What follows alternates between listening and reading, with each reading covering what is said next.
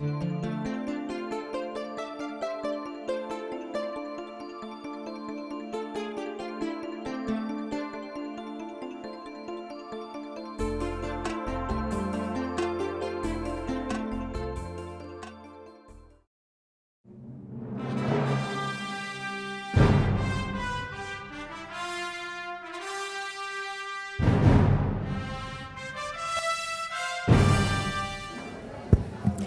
morning, ladies and gentlemen. I ask that you please rise as the Manatee County Sheriff's Office Honor Guard presents our nation's colors.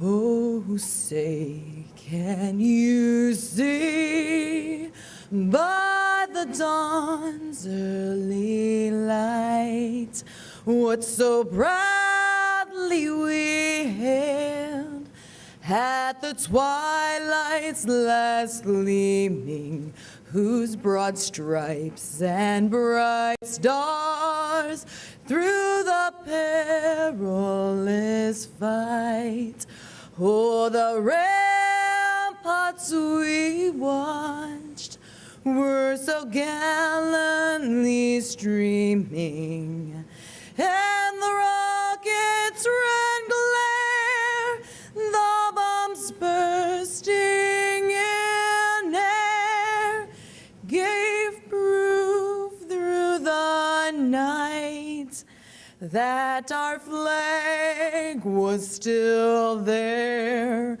Oh, say does that star-spangled banner yet wave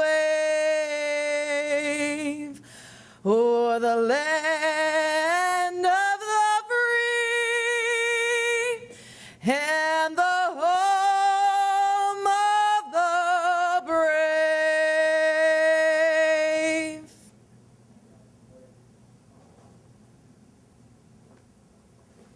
Please join me in pledging allegiance to the United States of America. I pledge allegiance to the flag of the United States of America and to the republic for which it stands, one nation, under God, indivisible, with liberty and justice for all.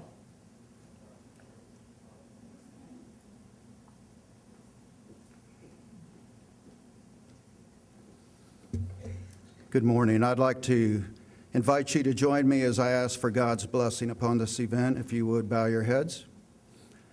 Our Heavenly Father, we thank you for this day and for the spirit of unity that brings us here to participate in this 11th annual Red Ribbon Breakfast. We ask for your continued blessing to be upon our host, the Manatee County Substance Abuse Coalition and the Manatee County Youth Commission.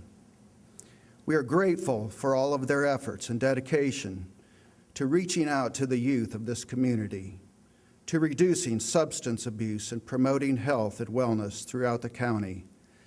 God, I ask that you would give them wisdom and fresh vision as they partner alongside with many other agencies to achieve these goals. May they continue to be a source of hope and guidance in this community through their ongoing efforts. As they have selected this year's Red Ribbon Breakfast theme to be a focus on the heroes among us, we that are present and represent local law enforcement, fire and rescue, and emergency medical service agencies in our community are humbled and highly honored to be recognized by them today. I ask that your hand will now be upon each person that will be speaking to us today. Open up our ears to hear what has been placed upon their hearts to share with us. May we all leave with a greater awareness and a broader understanding of how we united together can better contribute to the future success of this county and the citizens that we have committed to serve. Thank you for your blessing on this food that we have eaten today and those that have prepared and served it. Be with us now as we enjoy this time of fellowship and enrichment, and to you be all the glory. Amen.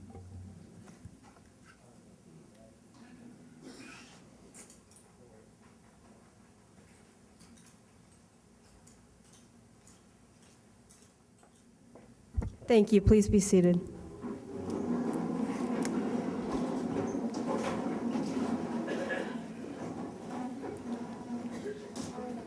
Thank you to the Manatee County Sheriff's Office Honor Guard, Meredith Garofalo, Ella Biggins, and Chaplain Paul Ewers for your participation in today's program. On behalf of the Manatee County Substance Abuse Coalition and the Manatee County Youth Commission, it is with great pleasure that I welcome all of you to our annual Red Ribbon Breakfast this morning. Some of you may be unfamiliar with the history of Red Ribbon. The Red Ribbon campaign started many years ago as a national remembrance of United States DEA agent Enrique Kiki Camarena, who was captured, tortured, and murdered in the line of duty in Mexico by the drug cartel. It provides a time for communities like ours to unite, plan, and develop strategies to provide a safe and healthy environment for everyone through a commitment to enforcement, prevention, intervention, and treatment. We are all important members of this Manatee County community. We all represent key pieces we need to continue to bring together to solve this difficult puzzle called substance abuse. We can all have an impact, albeit big or small, on solving the substance abuse puzzle. That's why we're here today, to celebrate the heroes among us who have done just that in this great community. I would like to take a moment to recognize several community leaders who have joined us here today, showing their support in combating substance abuse issues in our community. Manatee County Commissioner Betsy Banach, from the School Board of Manatee County, Julie Aranabar, Barbara Harvey, and Karen Carpenter. Manatee County Sheriff Brad Stubbe. Manatee County Administrator Ed Hunsaker. State Attorney Brodsky and his office. City of Palmetto Chief of Police Rick Wells. General Magistrate Susan Malucci. Bradenton City Councilman Gene Brown. Special Assistant to Congressman Buchanan Gary Tibbetts. From Manatee County Government, Brenda Rogers, Mike Nugis, Paria Duncan, and Lynn Anderson. And I would also like to extend a special thank you to our partners from Walgreens, Carol Powers, and District Pharmacy Director Chris Christopoulos, who recently provided the necessary funding to place new permanent prescription drug drops at several law enforcement substations in Manatee County. Thank you for your support. I now have the pleasure of introducing this morning's keynote speaker, Dr. Mitchell Hall. Dr. Hall is a medical doctor and has been practicing medicine since 1997. He's a graduate of Tufts University School of Medicine and has been in the emergency room at Manatee Memorial Hospital since 2005. The Manatee Memorial Hospital Emergency Department treats up to 70,000 patients annually. That's an average of 190 patients per day. Manatee Memorial has the largest emergency department in Manatee County and is seen as the critical access hospital for the community. The emergency departments have had an increasing population of patients over the years with ailments associated with illicit drug use. Many designer drug fads outpace the speed of updating the technology for testing for them. Ladies and gentlemen, please welcome Dr. Mitchell Hall.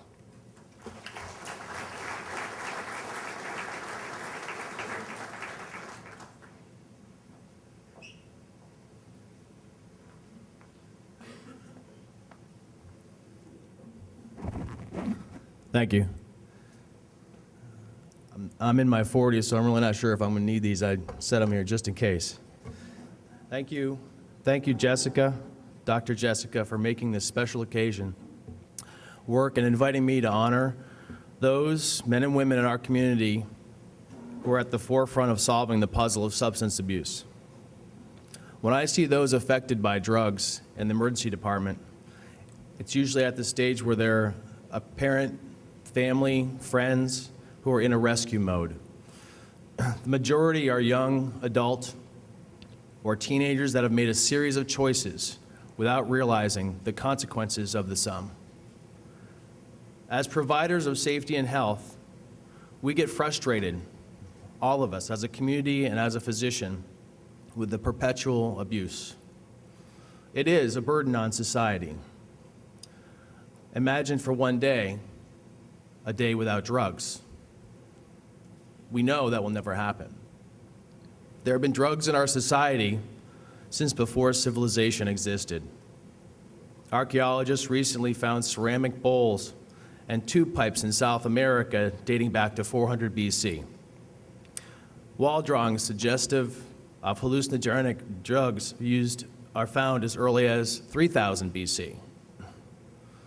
W.C. Fields said before he died, "I always keep a supply of stimulant handy in case I see a snake, which I also keep handy." The burden is part of a very complex puzzle. In the 1990s, the FDA and medical community made widespread prescription narcotic abuse possible by supporting the war on drugs movement.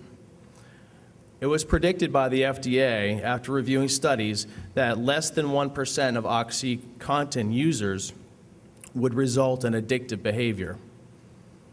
They were wrong, but it was thus approved for use for primary care providers and became an attractive new option for pain management because it was cheaper and easier to dose. Insurance companies made it difficult to get reimbursement for multidisciplinary approaches for chronic pain and rehab. Treatments like physical therapy, injections, biofeedback, acupuncture are all proven to be effective for chronic pain. But we know they cost a lot more, and so we defaulted to using narcotics instead. I met Jake in the ED. He was there with heart failure. He was a really nice guy. He volunteered at this kid's school, and he had a previous valve infection that resulted from IV drug use. He's now 26 and disabled. 2 years ago, he hurt his back while doing AC work. He was prescribed narcotics for his back pain. They made him functional at first, as most narcotics do. Then he got addicted. He tried to quit on his own, but he could not. So he ended up getting back to work with the help of the methadone clinic. Then he became dependent on narcotics. Street drugs were easy to get for him. He started using because all his friends were doing the same thing, crushing and dissolving oxys for IV use. He destroyed his heart with the skin bacteria that gets into your bloodstream and infects the valves. He has 2 kids, but they don't live with him anymore. He says he would do anything to get them back. I think he'll be lucky if he sees them graduate from high school. Bill is a dad whose daughter is Baker acted in the ED. She won't look at him at all because he brought her here against her will. Is it too late, he asked me. It's one of those times in the emergency room where you can barely even look at a parent because it's so fearful. She's 16 and used to play the piano and like art. Now she uses meth. She dropped out of school. She uses oxycodone and Xanax that her friends give her to relax her, and then meth to motivate her. Her eyes are distant. Her skin is jaded. We've seen that look. We know. We fear. Her mother is crying in the car because the drugs have taken her soul. It is a parent's worst fear come true. I have 3 kids, and so this rings very close to my heart when I see parents come in with their children. Statistics are painful. The only one that I can ever remember is if you laid all people that went to church end to end, they would be a lot more comfortable. 1 out of 3 kids will try drugs. We know that. In Florida, 16% of kids aged 12 to 17 use alcohol. 10% use illicit or prescription drugs. We have inherited this problem. Recreational drugs are weakening our loved ones. It strips our children of their native curiosities, their imagination, and their passion to apply themselves. They need alternatives and good role models. That's why we're here today, to honor the front line of those who often come in contact with substance abuse in our community. They are shelters and they are beacons. They are service people of our community. When the Narcan reversals have turned a body from blue to pink, we can only think how frail is the ink with which our lives are written. EMS has brought another soul at the end of their day. And the belligerent youth, once a boy playing baseball, but now lost to this evil drug game, is brought in by the police, shackled to his own misdirection. He is a drug dealer. Hopefully, this is a turning point for him. Remember, to err is human, to forgive divine. Children and misfits need love, especially when they do not deserve it. It is said that the mediocre teacher tells, the good teacher explains, the superior teacher demonstrates, and the great teacher inspires. Our work provides an ideal opportunity to intervene. We are all teachers because those we help are lost or hurt and don't know how to help themselves. In our daily lives, we can bring light to problems and help with solutions. We can set examples and show our youth and young adults how to dream and turn themselves around. A firefighter breaks into a house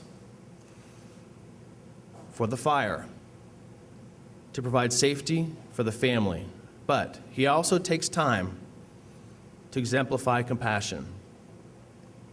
He stays a little longer with one of the kids to see what hobbies he's into, and then he shares how he became a firefighter. A police officer makes a drug arrest, but also gets to know the perpetrator during the processing. Even though he's arrested, the respect paid to him by the officer gives him a boost, makes him feel human again, and he thinks differently about himself. That hasn't happened in a long time. And then he says, maybe I have a chance of making something meaningful happen. A paramedic stabilizes a drunk trauma patient and realizes she went downhill when her sister died a month ago. She stopped taking her meds for bipolar disease and started drinking. Her care at that point transitions from a trauma eval to solving and salvaging a lost soul and getting them on the right path. Without that information from EMS, the patient may be turned right back out from the emergency department without help.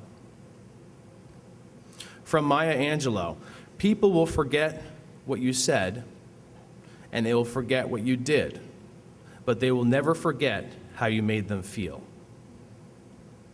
You are all hands helping the lost children of our streets. You are to protect. You excavate. You help those who cannot help themselves. You, me, all of us, cultivate our community.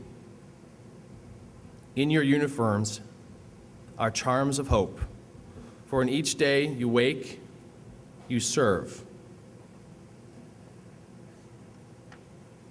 It's harder for you than it is for me, being out there with all the unpredictable mayhem and the unquenchable flames of drug and violence that never really ends. But you give me an opportunity too, and for that, I thank you from our emergency department. It's why we went into medicine, really to help those who can't help themselves. Without your unwavering service, our homes, our streets, our people would have no safety net and no path to see where to go next. Faith is the bird that sings while it is dark. Thank you all, police department, firefighters, MSO, EMS. We love you in the ED, even when you bring us bed bugs. Thank you.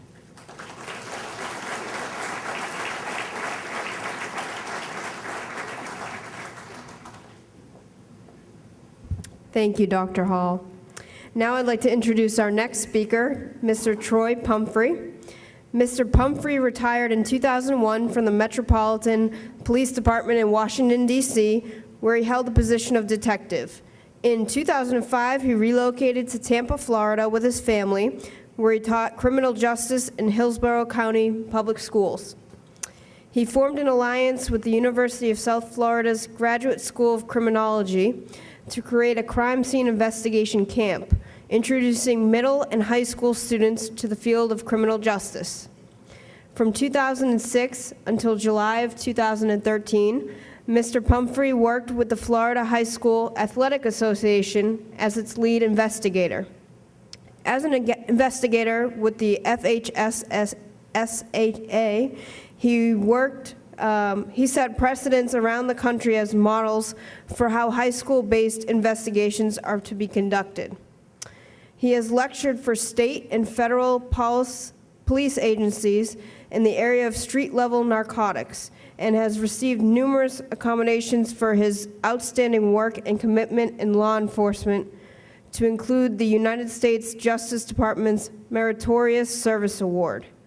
Mr. Pumphrey is currently employed in the Office of Professional Standards for the School District of Manatee County, where he serves the Manatee County School Board as the school board's or the school district's investigator. Ladies and gentlemen, please welcome Mr. Troy Pumphrey.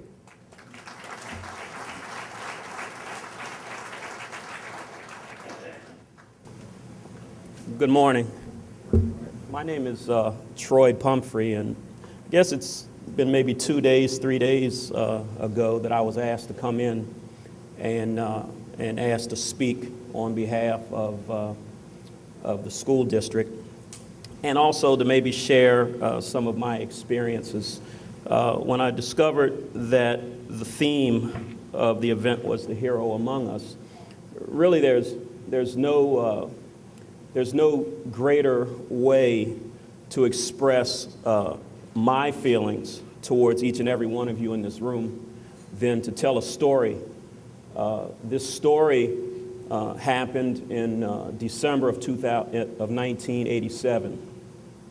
I was working in narcotics as a narcotics detective, and we received a complaint through the Air Force Office of Special Investigations. The complaint was that there were civilians bringing narcotics onto Bolling Air Force Base in Washington, D.C.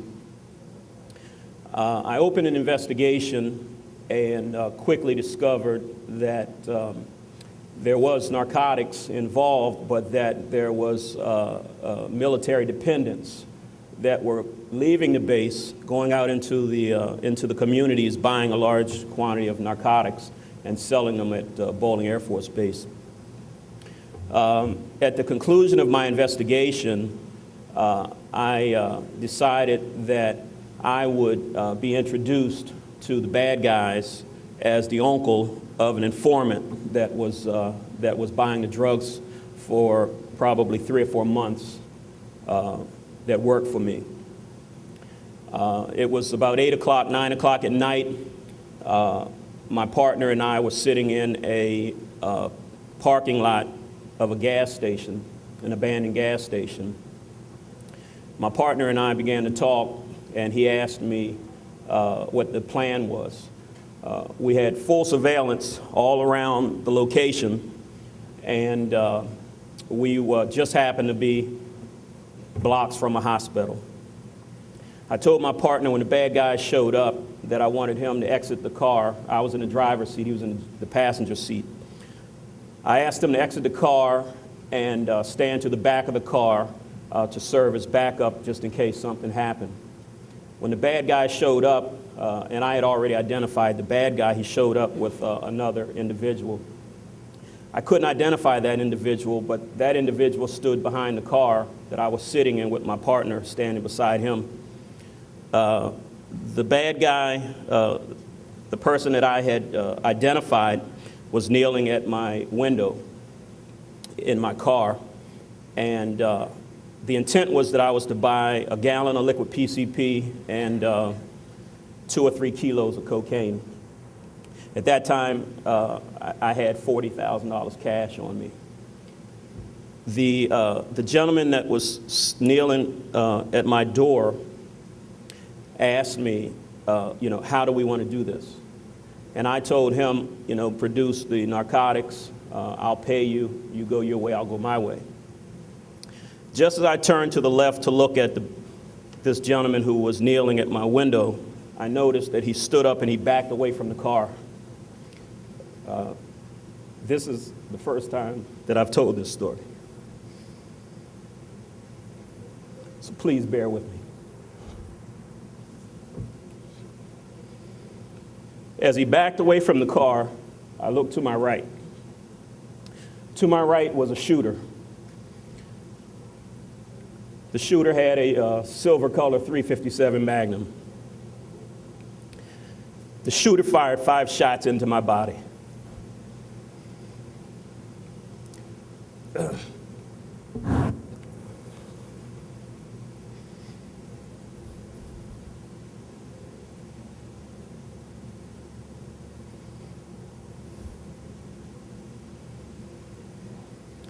The car was running. I slammed the car in gear and took off to the end of the parking lot. I stopped at the end of the parking lot, remembering that my partner was out behind the car. I quickly came to the realization that if he was out behind the back of the car, he was dead. And there was nothing I could do to help him because one of the bullets that entered my body numbed the whole left side of my body.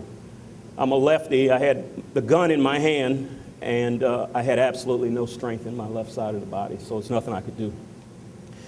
I turned to the left and drove up the street, started losing consciousness. I saw a car coming down the street. I turned the car I was in, over into the other lane and ran a cab driver off the road. The cab driver got out of the car, obviously upset, ran to my car, obviously with the intentions of cursing me out, maybe hitting me, or whatever he wanted to do. I got enough energy to say, I'm a police officer. I've got a radio in the back of my car. I need you to call for help. The cab driver went into the back of the car, grabbed the radio, didn't know how to use the radio. So I grabbed the radio and I called for help. All the units that were around began screaming on the radio, "Where are you, Pumphrey? Where are you? Where are you? Where are you?" One of the detectives found me up the street, jumped in the car. I had the use of my right arm. I had no use of my legs. I drove the car, and he worked the gas pedal and the brakes to the hospital. When I got to the hospital, they put me on a gurney and they took me into the emergency room.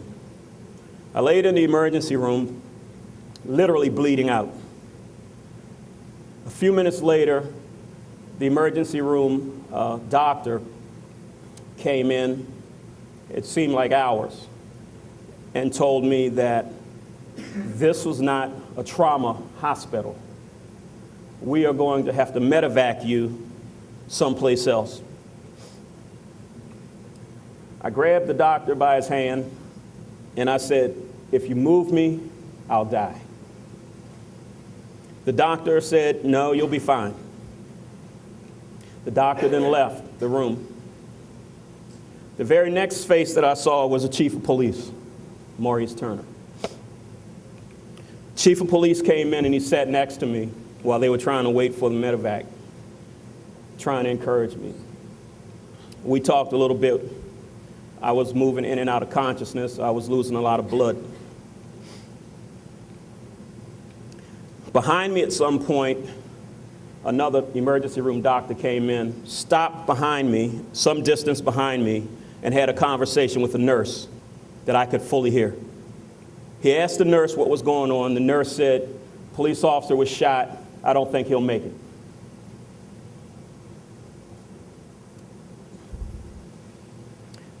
While laying on the gurney, still going in and out of consciousness, the one thing that I remember like it was yesterday was conversations that I had with my football coach. My family's a big football family in Maryland. And as painful as it was, as weak as I was, I continued hearing my coach say to me, "Pumphrey, suck it up, suck it up." This was his favorite words on the football field. When you were tired, when you felt like quitting, suck it up. In any case, the Airbus landed. The paramedics came in with the gurney. "Detective, medevac is here. We need to move you." I said, "Don't move me. If you move me, I'll die." They said, "You'll be fine." Just as the paramedics had grabbed me around the shoulders to put me up on the gurney to take me out, a nurse came running in. The nurse said, "Leave him there. Dr. Fisher said that he will perform the operation here." Dr. Fisher was a doctor who was on call at the hospital. 12 hours later, I came out of surgery. I was in traction in the hospital, a little over 30 days, maybe closer to 2 months in traction. All the bullets hit from my right side. One bullet broke my elbow, penetrated into my chest. One bullet entered my rib section, went through my lungs and damaged my liver. The other bullet went through my abdomen, broke my femoral artery, severed my femur. The doctor, Fisher, that operated on me, I noticed that something was very unusual. He would come and visit me even on Sundays, and I think that's a little strange for a doctor. Most doctors will visit you during their call hours at the hospital, but very few of them will come in on Sundays. So this doctor came in to visit me pretty much every day, including Sundays. I later discovered that while Dr. Fisher was a medical doctor and a surgeon, Dr. Fisher was also an ordained minister. And thus, his willingness to come in, even on Sundays, to look after a detective, a police officer. The long and short of my story, and I'm not telling my story for my own gain, but I'm telling my story because this is the reason why I have to be here. The work and the service from frontline people like yourselves is so important to this community and to every community. People don't understand what we have to go home with as law enforcement officers, as emergency medical technicians. Our jobs aren't easy. We see the bad, the worst of the worst, all the time, every day in our lives. I'm not saying that it's the hardest job in the world, law enforcement, but when it gets bad, it gets real bad.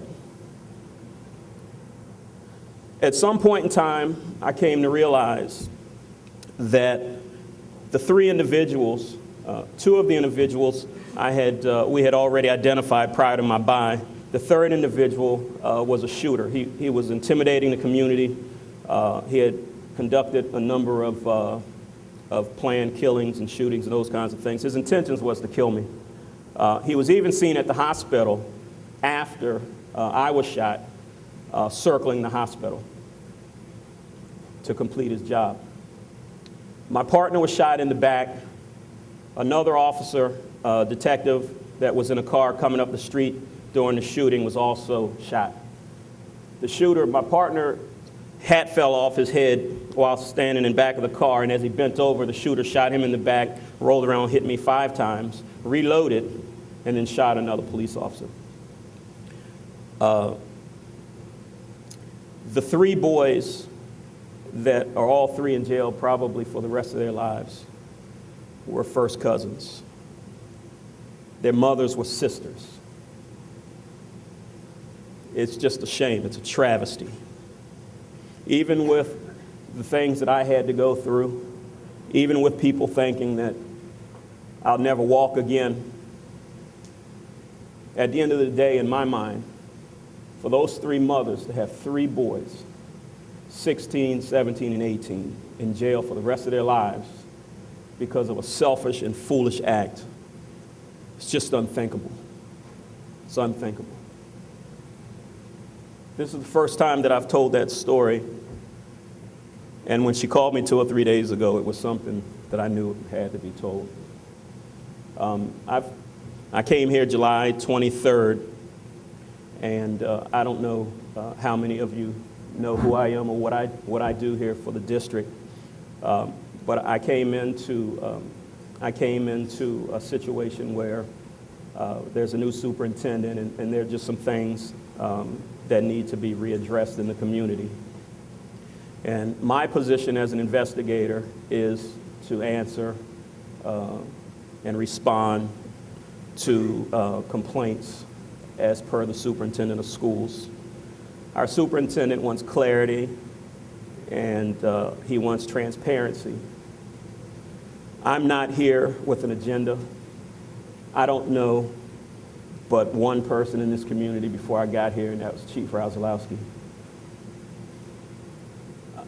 I'm just doing my job, and whatever that is, I'm going to do it to the best of my abilities because that's the way I was trained in law enforcement.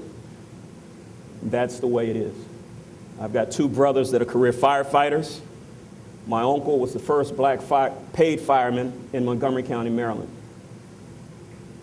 I come from a family of givers, a family of educators, a family of people who work every day and go home and may not be in the newspapers, may not be in front of the cameras, but just like each one of you, we can't live without you because it's the things that you guys do that makes this community safe, and it really is the glue to all the problems and everything else going on here. I'd like to now start handing out awards, and I think they're just due awards. If I had my way, every law enforcement officer, EMT, would have one. Thank you.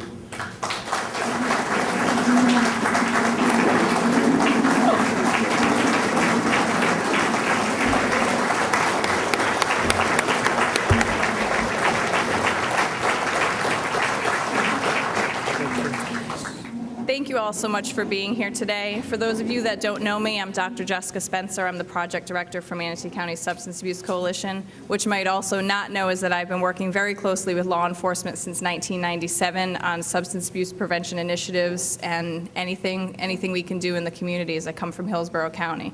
What you also might not know is that in Hillsborough County, my last job up there before I went back home to Rhode Island and then came back here, thankfully, and blessed to be here, was as Marchman Act Court Liaison for Judge Jack Espinoza in Hillsborough County, and I have to tell you it was one of my favorite jobs. I loved every minute of it. I do appreciate, Dr. Hall, when you mentioned looking beyond the situation and seeing the person and seeing the issue that maybe they're dealing with, look beyond what's going on, and that's what all of you do on the front line, and we appreciate you, and I am so happy you're here. Thank you so much for your service. I've been talking about this for weeks. I could scream. I'm so excited you guys are here. I appreciate you so much. I know we all in this room appreciate you, so thank you. With my work as Marchman Act Liaison and Dependency Drug Court, I want to acknowledge our drug court staff that's here in the audience right now. I have to read a little bit, so bear with me. But Manatee County Drug Court has been around for 15 years. In the last couple of years, there's been a lot of changes, which are actually, from my estimation and looking at the write-up that I got from Lon, they're looking to treat the whole individual, and I'm really pleased to see that. In 2012, drug court referrals were 259. For the first 9 months in 2013, there were 413. This shows just what the impact of those changes in the department has made. Since its inception, the Manatee County Drug Court has seen 50 drug-free babies born, And I know that's important to a lot of us because we were working really hard to work against the prescription drug epidemic in our county. So thank you so much, Drug Court. The Manatee County Drug Court is also unique in that it follows its graduates for a period of 18 months after graduation. The overall success rate has been defined as not being arrested again on any charge during that 18-month follow-up, and they have a success rate of 83%. It is my pleasure at this time to acknowledge Alfred James and Jackie Smith, and could you please come up here? They are integral parts to the success of this program. And from what I understand, they have been here since the beginning, and they did not know that this was happening this morning unless they read their program. So.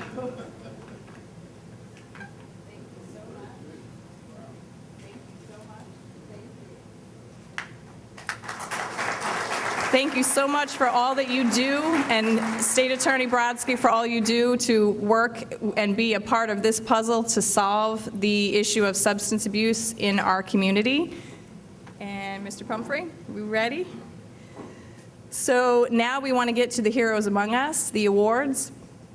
I was very excited to take this on because, again, I believe that all of us in the room are heroes, but I also don't think that law enforcement, fire, and EMS really get the acknowledgement that you guys deserve because your job is hard, and we really do appreciate you. So the idea this year was to nominate the Heroes Among Us, those that really excel in their job, go above and beyond. I found it interesting and somewhat frustrating that some of the agencies had trouble with this because everyone is amazing in their eye and everyone in their agency was a hero. So I want you to know that these awards really, as Mr. Pumphrey said, y'all should get one because your agencies really believe in everything that you do and know that these are your brothers and sisters, and thank you. I can't say it any other way, but thank you so much.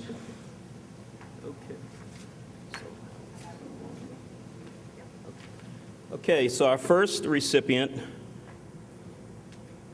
is Engineer Adam McDaniel. Engineer McDaniel was one of the co-firefighters of the year for East Manatee Fire Rescue District. He's taken a professional interest in the area of technical rescue and has become operationally qualified in each of the 5 disciplines for his specialty. Engineer McDaniel has developed procedures and delivered training to the rest of the agency in the area of rope rescue. He's shown personal zeal to improve himself in the level of service. Please join me in congratulating Engineer Adam McDaniel.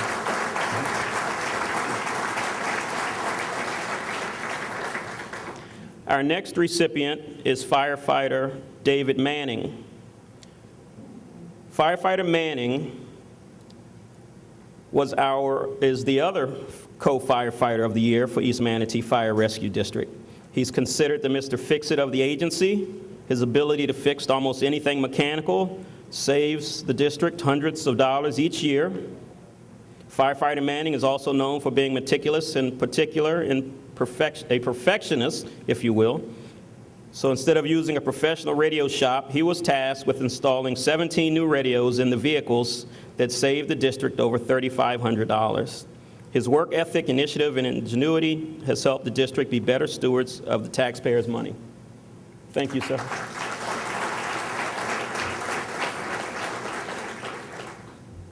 The next recipient is Maria Lowry. Maria is the Paramedic of the Year. She began her career as a charge paramedic with Manatee County EMS in March of 2008. She received countless letters of appreciation from citizens and partners in the community. She was praised for evasive driving that prevented a head-on collision with another vehicle. She's been commended by Bay Flight Air Medical Transport for a great job in providing patient care to an airlifting trauma. She is a member of the Continuing Quality Improvement Team.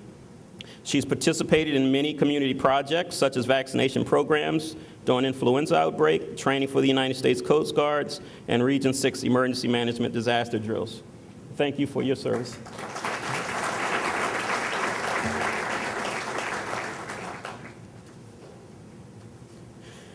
Our next EMT of the year is Susie Leonard. Susie is a native of Manatee County. She graduated from Palmetto High School. She began her volunteer EMT firefighter career in 1994 as a volunteer.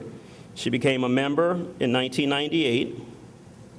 She's got numerous accolades from Human Resources during her tenure for excellence. She's received countless letters of appreciation from citizens and partners in the community for performance.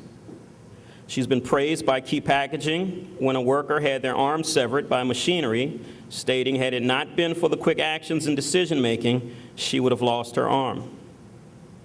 Her employee evaluations have all exceeded expectations since 2009. Please help me in congratulating this year's EMT of the Year, Susie Leonard.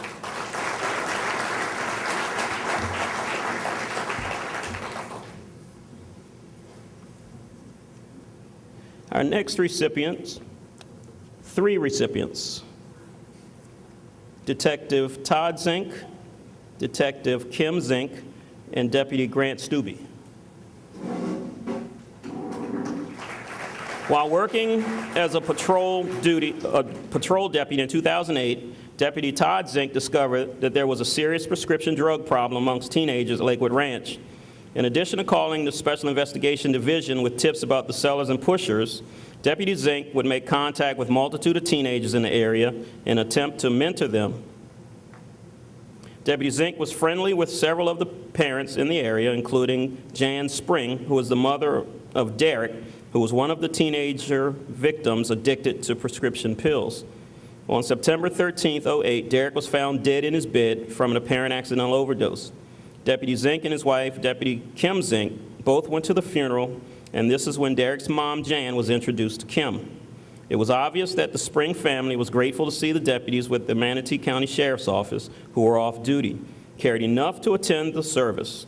Teenage kids would be seen hugging and shaking the hand of Deputy Todd Zink, and for once he appeared to be seen as a friend and not an enemy. Both Todd and Kim maintained a relationship with the Spring family, even though Todd now works in the jail. He continues to have contact with Jan Spring about the drug problem at Lakewood Ranch, as well as social networks. Jan also calls Kim regularly to give updates of kids that are still addicted to drugs, where they live, who they are, and general tip information. Derek has a younger sister who had trouble sleeping at night after Derek's death. Derek's mother would remind her that she is safe and protected by both Deputy Zink and Deputy Stubbe. Jan would tell her daughter that Deputy Zink and Deputy Stubbe were never too far away and would be there in a minute if she ever needed them. Knowing the deputies were out patrolling the Lakewood Ranch area helped the younger sister sleep soundly. Both Deputy Zink and Deputy Stubbe worked together during this time, and Deputy Stubbe was heavily involved with the same teenagers. Both Zink and Stubbe worked hand in hand with identifying dozens of kids in the area suspected of dealing and taking drugs on a regular basis. Thank you guys for your service. Thank you.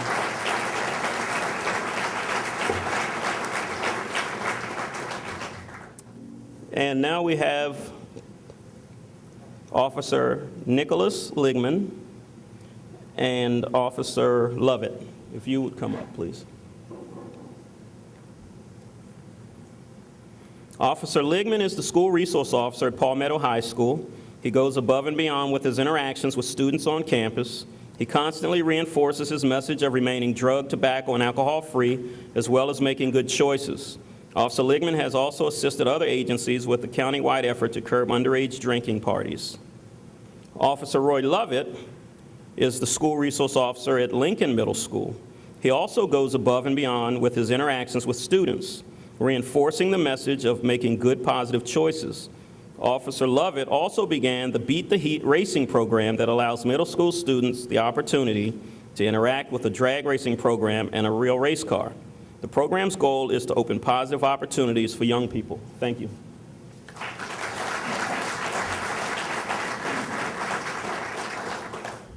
The final recipient is Detective Mike Scommel. Detective Scommel has distinguished himself in the high liability specialty field of narcotics enforcement through his dedicated service and personal achievement.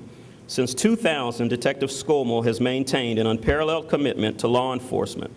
In addition to truly extraordinary annual personal statistics, which led to Bradenton Police Department's narcotics unit, led the Bradenton Police Department's narcotics unit in all categories, it is Detective Scomal's professional, proactive attitude that is his most recognizable attribute.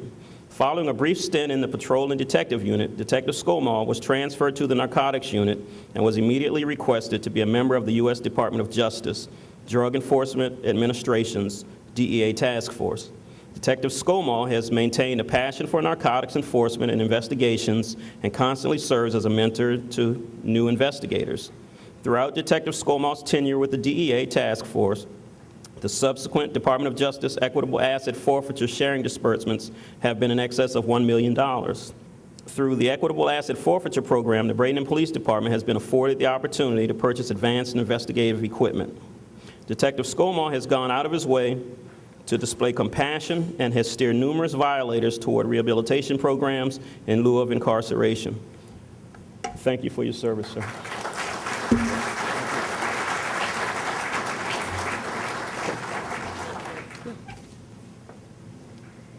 Congratulations one more time to all of our award recipients this morning. Thank you for being heroes among us.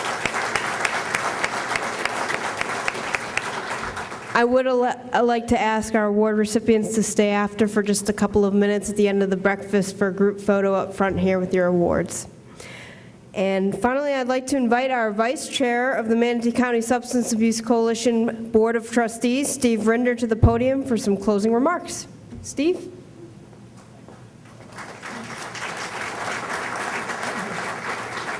Good morning. In a sense, Red Ribbon Week has always been about the heroes among us.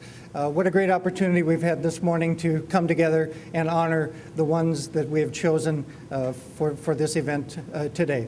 A hero can be defined in many ways, as we've discovered, and we appreciate that we all have the capability and the potential of being one of those heroes.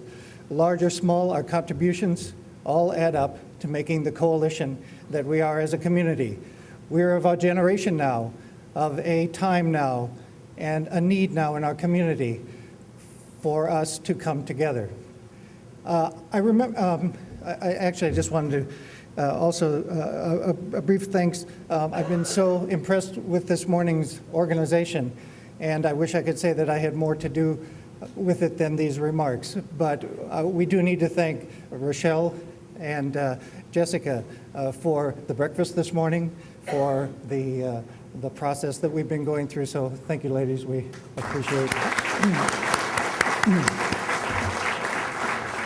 When I was 18, I grew up in South Dakota, and I took my first trip out of the city, out of the state, which was like going around the world. I went to New York because all my relatives were on Long Island. And one of the great opportunities that I had then was to go and see the Statue of Liberty. I'd heard about it my whole life, and I really wanted to go, and I was so excited about it. And so I wanted everybody to go, but only my aunt would take me. I asked my uncle, why won't you come along with us? And he said, oh, I've seen it. I said, have you been there? He said, no, but I've seen it so many times. I know that it's there. I said, well, what does it mean to you? And he said, it means protecting freedom, and you'll enjoy it. I did go, and I did have a sense of awe and understanding and amazement of that lady standing in the harbor representing that thing. And over the years, as I was reflecting, and every time I see a picture of it, often my uncle's face would pop into my awareness, because I wondered, was he just taking this for granted? That it was going to be there, that it would always be there, that it would be there just to protect us. And then I came to find out that it wasn't just my uncle who was taking that for granted, that we have that. This morning, we're stepping away from taking you for granted and allowing you to accept our appreciation for the work that you do as a hero. And then you guys have inspired me this morning to also think, because many of you I don't know, and now I can add you to my list. But I already had a list going of my personal heroes. Some of them are in this room. They're Joan and Ruth and Steve and Skip and Sharon and Rita and many others of you. And I'm thinking, how important is it that we have in this time a need for heroes for us, for the next generation, somebody to look up to look forward to. And in that process, the thing I know that those who've been awarded this morning and the names I just listed have something very much in common. Their ethics, their integrity, their character, and the courage to stand up and demonstrate them. And I've always been so grateful for that word, courage, because the core of it, the root of it, it's a French word, courage, and coeur has the meaning heart. So I think in order for us to move forward and appreciate each other in this coalition that we have to have that heart. So thank you for coming, and well done, good and faithful servant.